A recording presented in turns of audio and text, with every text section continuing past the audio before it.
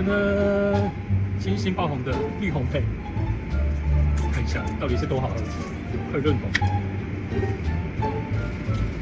哎，口感真的是没有那么清澈，然后被说可以润红，喝起来还蛮顺口的。